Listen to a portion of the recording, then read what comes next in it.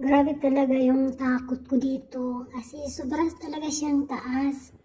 So yan nga mga guys, pumunta na tayo sa bukid. Bukid siya pero napakaganda talaga guys. Sobrang daming turista, mga tourist, mga foreigner, mga Chinese, mga Korean, especially sa mga white people, mga western ba, mga American, gano'n. Amo na ako nang nasa taas. So, ng lalaki American, ka ng pinahingan ba. Kauban sila nga na. Ya ako di rin na bilin kay madlock yung ko nga particular yung taas guys. So, pero may pa ni mga tigulang rin mga Chinese. So, maayo pa kayo mo kat-kat. Kay, ambot ka na, laging magkaedad na taas. So, ayan. Sobrang taas na to, tita. So, delikado dyan siya nga.